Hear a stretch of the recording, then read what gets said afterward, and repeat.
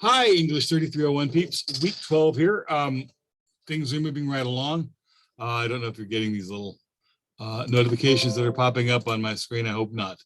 Um, but anyway, so week 12. We are continuing our work on major project number 2. And you all have asked me for some examples of effective projects that were done in previous semesters. So for the Friday folder, I've given you 2 examples, and I ask you to look at least one of them carefully and thoroughly and just see how they went about it and see what questions you have. I think that'll be helpful for you as well. And we're also continuing our analysis of the documents. Now, we should have already read and thoroughly analyzed 2 documents. I gave you a little rubric back on March 25th to do that little thing to fill out as well. So we're going to look at our 3rd document.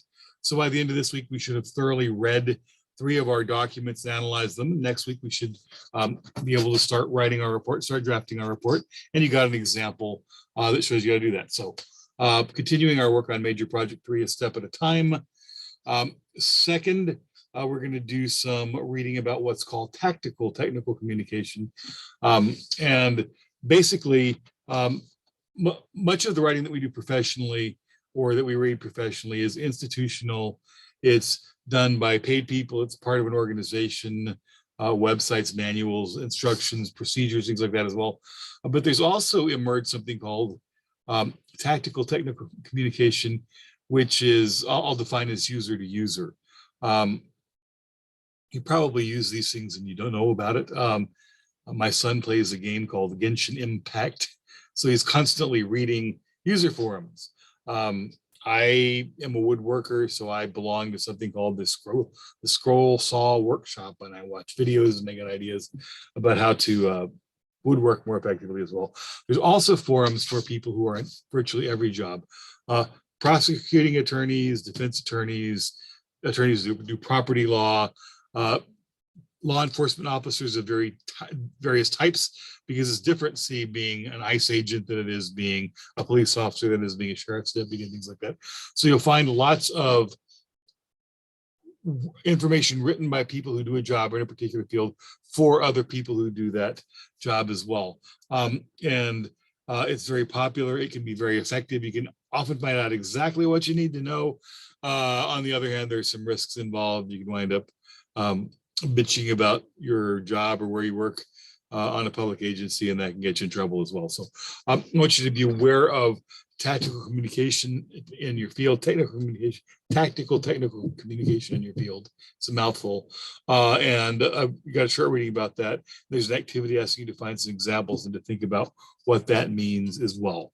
Okay, so we're talking about technical communication, and we're also doing another reading about the genre of report writing, and that's intended to help you with major project 2. Finally, we're going to finish up our work in our resume and cover letters. I'm being a little bit flexible with this. I think it's very important that everybody have a good template for a cover letter and a resume. We've learned about how you don't just send those out blankly, that you always tailor and adapt them to every specific job that you're applying for, but they are basic professional tools. I do them in all my classes, and I really think that even though y'all are in an online class, not a face-to-face class, you should get this professional toolkit as well. So it's a little bit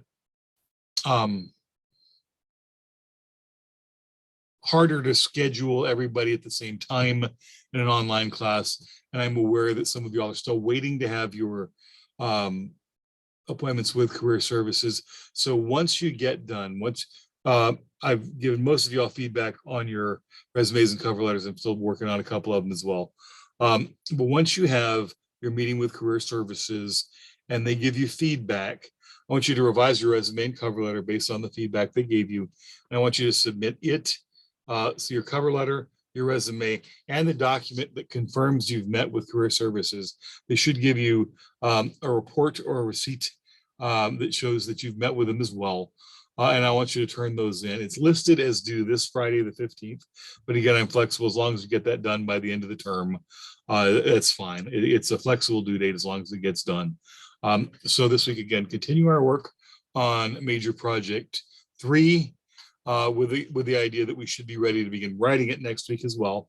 Learning a little bit about technical communication, and then wrapping up our resume and cover letter unit. And that should be a good week. It should be manageable. It should be a busy week. But again, remember, doing everything a step at a time, so there's not a big rush at the end. Keep on top of your deadlines, get everything in on time, and we should be able to get to the semester with our work done and without a big rush of stress, at least in my class. So if you have any questions, always let me know. Look forward to seeing what you write, and thanks for your time.